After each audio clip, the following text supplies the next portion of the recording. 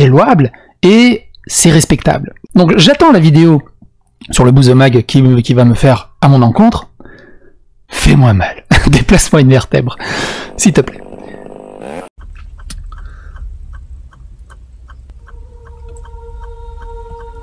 Je suis juste profondément dégoûté, en fait. Et ton avis sur Psychédélique? Je me fais marrer. Il me fait marrer. Ouais. Je suis pas tout, c'est impossible. Ouais.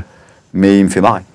J'aime bien ce garçon, j'aime bien sa bonhomie, j'aime bien... Si tu connais pas Psychodélique, c'est pas pour lui manquer de respect ni rien, mais son contenu, c'est a priori pas vraiment un contenu attaquable. Ce type-là fait des lectures d'articles. Il fait même pas des réactions, il fait même pas des commentaires, pas plus que ça. Il fait surtout de la lecture pour que les mecs qui ont la flemme de lire puissent écouter les news au lieu de lire un texte. De temps en temps, il donne son avis, et c'est globalement insipide. Il prend pas tellement position, il prend pas énormément de risques. Non.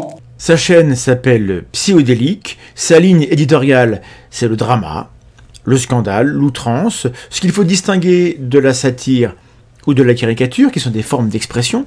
Dalibor ne fait pas de satire parce qu'il n'a rien à dire. Son accomplissement est d'engranger les vues par centaines de milliers en proposant à un public accoutumé à son prodigue achalandage des heures de lecture laborieuses, de messages glanés dans les confins de Twitter et du web, agrémentés de rires gras et de commentaires vaseux, d'un type qui ne comprend rien à ce qu'il raconte et organise finalement une sorte de dîner de cons en solitaire. Qui se branlent 15 heures par semaine sur Deleuze, qui vont faire des réacts de ces vidéos en disant mais qu'il est bête, mais il n'a rien compris.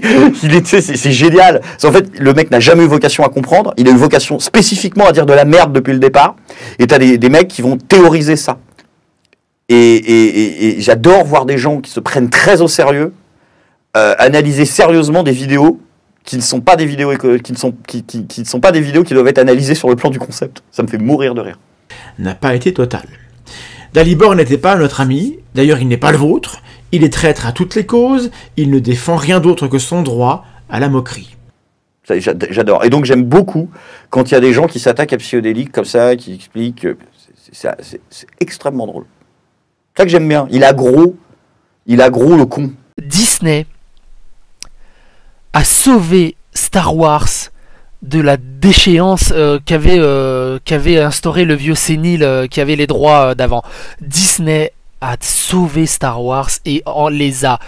C'est un petit bourgeon qui a explosé en feu d'artifice final, quoi. Le truc, il est monstrueux. Sans Disney, il n'y aurait rien de tout ça. C'est juste génial.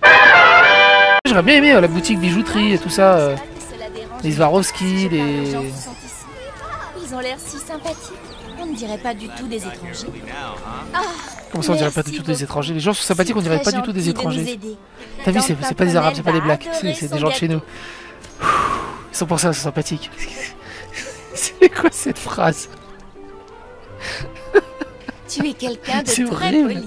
Aurore, je te connaissais pas comme ça. Le temps de nous connaître.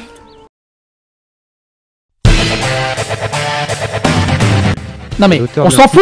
Elle m'en branle. Non, tu ne t'en branles pas, tu fais une vidéo sur 3 sur ce sujet. Si tu veux, regarde, je vais adapter la phrase. Je m'en branle de l'aspect politique de ça, c'est pas ça qui m'intéresse. Je m'en fous de cet aspect derrière. C'est ça que t'arrives pas à comprendre. On s'en fout. C'est ça que t'arrives pas à comprendre. Quand tu tries tes déchets, toi, tu penses à l'écologie derrière. Moi, je m'en branle. Je trie... Non mais, on s'en fout. Elle pas mes déchets. Dans la politique, je m'en bats les steaks. Même si l'article est fake, quelque part, on apprend pas mal de choses. On en rigole. Non mais, on s'en fout. Il y a rien de mal, on s'en fout, du coup. Ok. Il y a rien de mal, on s'en fout, du coup. Non mais, on s'en fout. On s'en fout. Je peux pas dire que je me suis fait piéger parce que je m'en fous si c'est fake ou pas. Mais tu sais pas pourquoi elle a fait ça en fait. Mais on s'en fout. Tout ton truc, là, tout l'argumentaire, ça m'a fait chier en fait. J'ai décroché. C'est plus compliqué que ça. C'est l'effet cognitif. Et justement, on s'en fout. C'est sa parole qui compte. On s'en fout. Non, on s'en fout de donner notre avis dessus. Si pour elle, il n'y a aucun problème, point. On s'en fout.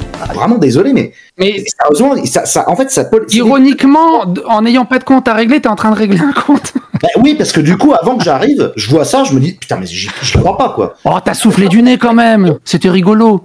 Oui, mais c'est la 4e fois que tu parles de moi et 4e fois que tu dis des bêtises. Et je pourrais te les énumérer. Et donc, en fait, le truc, c'est qu'au bout d'un moment... Vas-y, énumère-les. Moi, énumère-les. Attends, vas-y, énumère. Le contenu, et j'imagine que ça ça n'a pas un impact énorme. Je veux dire, le but, c'est pas de blesser des gens. Mais moi, ne serait-ce que moi, 4 fois j'ai vu tes vidéos qui parlaient de moi, 4 fois il y a des erreurs qui auraient pu me coûter relativement cher, tu vois. Toute une vidéo, tu dis, je comprends pas pourquoi est-ce qu'il a pas réussi à faire sa BD. À aucun moment il apparaît ce qui est écrit et ce que tu pouvais lire gratuitement, hein, que j'ai produit 30 pages en 30 jours pour les récompenser tout de même. Ça n'apparaît pas. Donc ça, c'est une approximation. Je me la prends dans le cul, je passe pour un loser, allez hop, à la prochaine. C'est pas grave. Pourquoi tu passerais pour un loser Non mais attends, première approximation. Deuxième approximation, Dorian, ça me touche. C'est-à-dire que il passe pour le gros gauchiste à admirer par tes approximations. C'est pas du tout le cas. C'est le seul gauchiste qui a accepté de parler à l'extrême droite quasiment. Il se la prend dans le cul. Allez hop, au tour suivant, au prochain. Ça, pour moi, je trouve ça inacceptable. C'est pour ça que j'ai réagi sur celui-là. Bon, la troisième approximation, c'est celle du jour, là, avec on t'a convoqué. Et la quatrième, ça y est, je m'en rappelle. Tu prends 2d6 1-1 versus système. Oui. Tu nous sors quand même la phrase. Tu prends, tu dis, je l'ai reçu. Donc moi, je suis super content que tu aies participé au projet. Je l'ai reçu. Le jeu de rôle de Kitsune. Oui. Alors, il y a écrit quoi? Il y a écrit Teddy Boy RSA et Titou59. Donc eux, ils vont se faire enculer. Je comprends pas, ça t'intéresse pas, mais pourtant... Le nouveau Raptor, hein, pas l'ancien Raptor. Ça t'intéresse pas, mais tu les défends quand même. Je les défends. C'est pas que je les défends. C'est pas que je les défends, c'est que j'ai pas d'avis à donner. Je les connais pas assez. Bah, t'as sous-entendu que ne pouvaient pas être des extrêmes droite, quoi. Alors non, ce que je ah oui, tu veux dire, je les ai défendus dans l'article. Oui, parce que l'article, pour moi, il était largement trop violent. Mais vu que tu connais pas, tu dis toi-même que tu connais pas, et pourtant tu déclares que c'est trop violent. Écoute, je connais pas, etc. Tu connais pas, mais tu déclares que c'est trop violent. Tu juges que c'est trop violent. Oui, de traiter quelqu'un de néo-fasciste, néo-nazi, c'est violent. Mais ça, c'est de la politique. Alors c'est de la politique, donc tu trouves que attends, c'est quand une question politique, tu vois, c'est pas de la politique. Bien sûr que c'est de la politique, évidemment, c'est de la politique. Mais tu t'affiches en fait, t'es juste ridicule. Excuse-moi, mais tu parles d'arguments pétés. Tu trouves que les JW ont des arguments pétés. Nous, on rigole de toi en fait. Tes arguments n'ont aucun sens. Si tu n'as pas conscience que parler de néofascisme, c'est une question politique, excuse-moi. C'est voilà. Bon, surtout que c'est des activistes. Alors il y a mettre un trou, un Hanouna du pauvre. Et j'aurais bien aimé qu'ils se tiennent loin de la zététique et se contentent de gloser sur les influenceurs qui couchent avec qui il faudrait pas. Bref, pour la zététique, un type pareil, c'est un gros problème. Pourquoi est-ce que c'est un si gros problème? On peut opposer une analyse critique, un argumentaire, à des antivax, à des complotistes, à des extrémistes. C'est souvent bien compliqué parce qu'ils jouent pas le jeu. Ils cherchent toujours à détruire l'adversaire plus qu'à réfléchir avec lui, mais au moins il y a un contenu, il y a des assertions, il y a un propos qu'on peut comparer à d'autres propos ou avec la réalité. Il y a un tant soit peu de contenu. Parce qu'il y a une revendication à dire quelque chose de vrai. Ok ? Et la zététique est apte à répondre aux discours qui prétendent dire le vrai. Mais avec Dalibor, on n'a rien de tout ça. Là. On a juste un tube digestif qui produit au kilomètre de l'offense rigolarde, réactionnaire, quasiment de l'anti-pensée, de la bêtise sous cellophane, en toute transparence, si je veux dire, parce qu'il assume qu'il fait de la merde.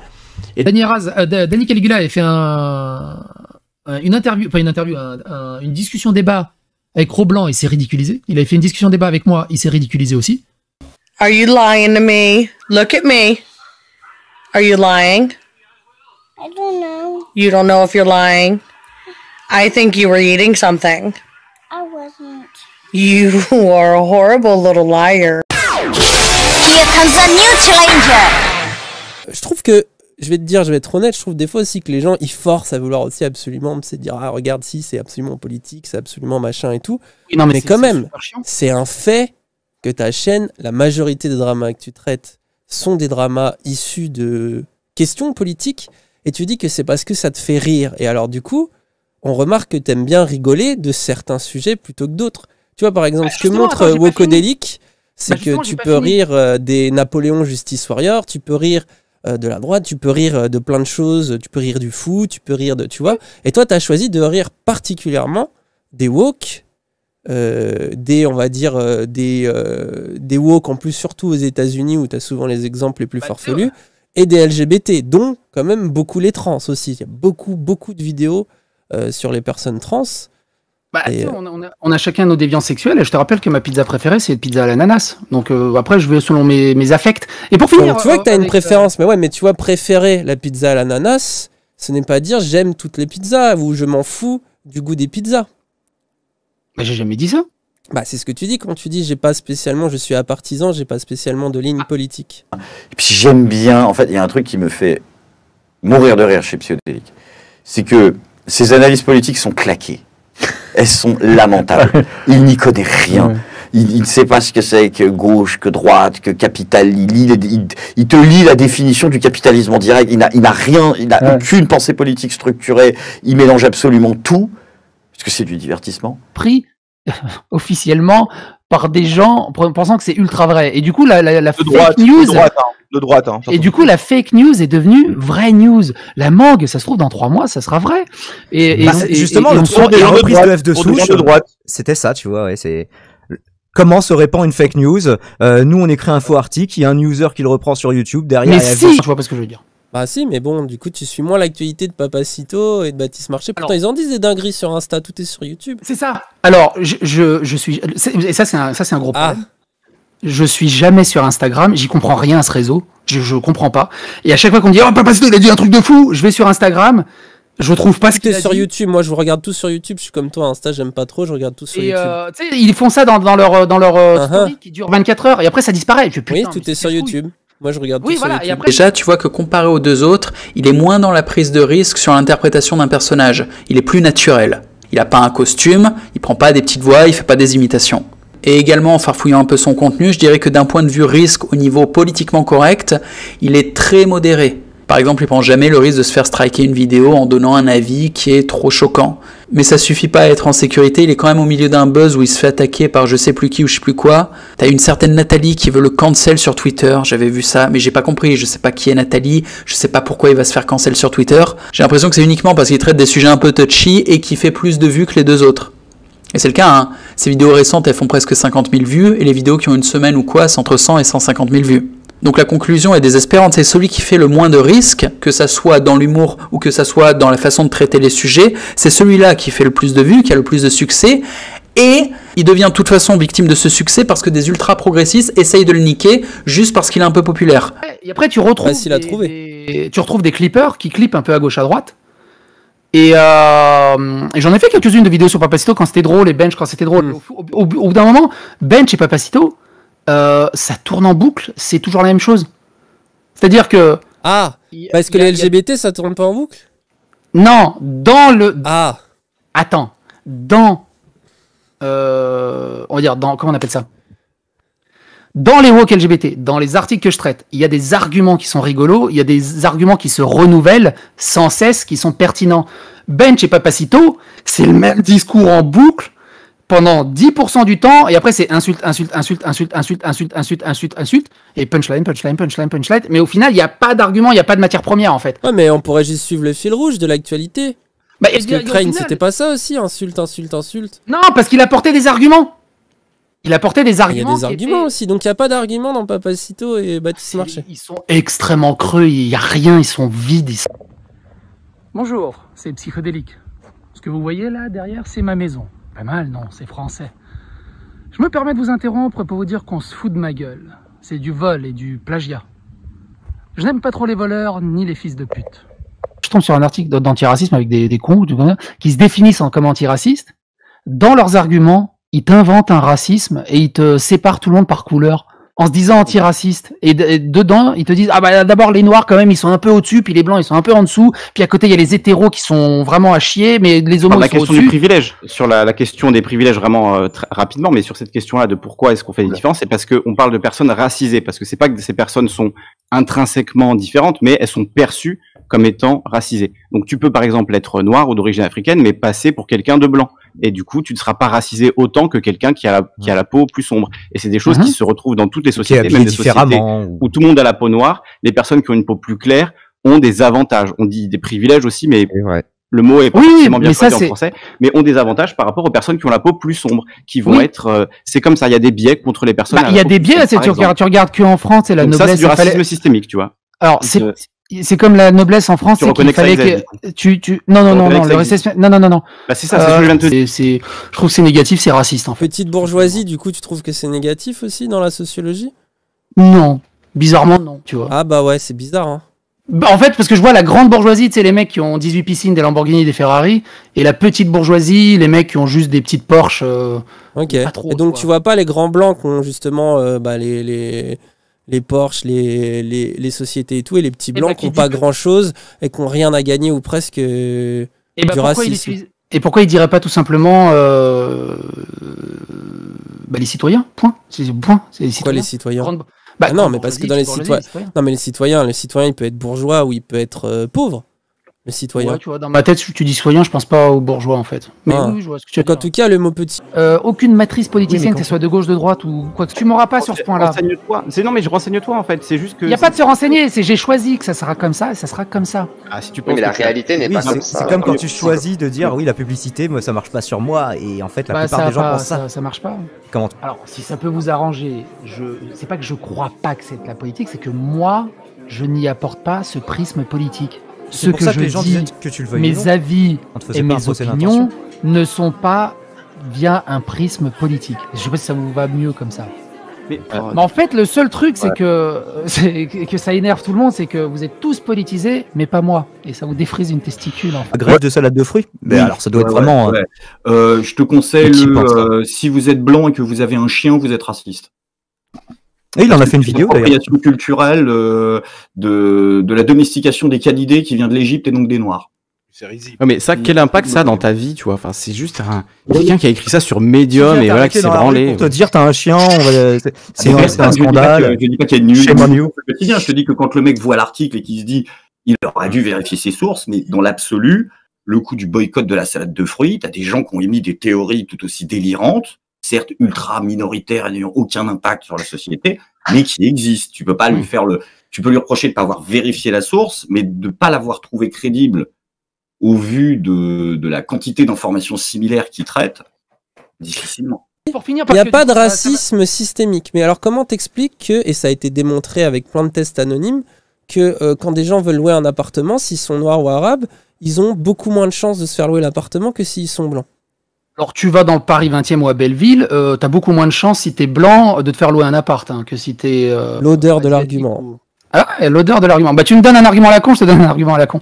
Ah non, c'est pas un argument à la con, là je te parle de choses qui ont été largement démontrées par des assos, par des sociologues. Mais ça c'est des épiphénomènes. Non, c'est pas. Non, justement là c'est à l'État. Là c'est toi ton épiphénomène où tu me dis le quartier de Belleville. Pas de l'État. Mais les choses dont on parle, l'antiracisme, tu penses que c'est une niche? Les problèmes des inégalités sociales, je pense que c'est une niche. Combien il a fait de score Mélenchon?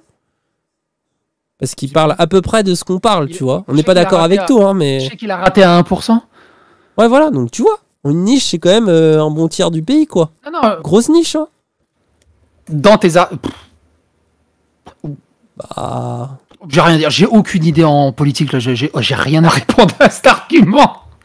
Moi, je te parle d'un point de voir des. Non, mais tu sais, il y a des abrutis qui sont intelligents aussi. Hein. C'est un truc qui devrait tellement pas exister, tellement c'est débile. La réalité, en fait. Pourtant, tu critiques tous les jours des gens qui essaient de lutter contre. Non, je critique les gens qui essaient de lutter contre avec des arguments complètement idiots et qui justement créent plus de racisme qu'autre chose, en fait. Je finis une phrase. En faisant ça de manière systématique, vidéo après vidéo, tu assimiles tout le mouvement antiraciste à ces débiles qui font des trucs extrêmes et qui sont complètement cons. Et du coup, tu fais du mal à la cause sans le vouloir. Alors la question, est-il possible que tu remettes en question ta méthodologie? Non, j'ai pas envie, en fait.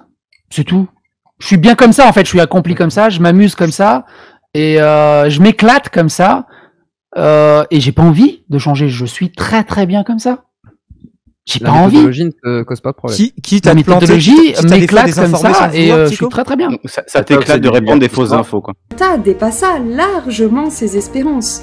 Rapidement et de manière exponentielle, ses vues, ses likes et ses partages augmentèrent. Ils augmentèrent d'ailleurs bien plus vite que sur toute la durée de ces 8 dernières années, passées à créer, éditer, monter et partager sa passion pour les jeux vidéo. Il était une fois un jeune homme youtubeur qui parlait de jeux vidéo et de figurines sur sa chouette chaîne YouTube. Aujourd'hui, il ne parle presque plus de jeux vidéo. Et quand il en parle, il fait pas beaucoup de vues, puisque c'est sa communauté qui choisit ses sujets. Du coup, il ne diffuse plus que de la haine et de la moquerie. De la haine et de la moquerie envers toujours les mêmes. Sa chaîne est devenue un point d'entrée vers l'extrême droite pour des jeunes gens un peu paumés. Sa communauté a changé, et ses amis aussi. Tu nous as joué du pipeau, et en plus tu joues faux. Mytho. Que des salades et que du flan. Wesh, gob. Tu nous prends trop pour des glands. Mais qu'est-ce que tu prends? Ouais, je sais, mais j'ai pas vu qu'il y avait pas de trou. Et justement, si on les s'en gens fout, sont c'est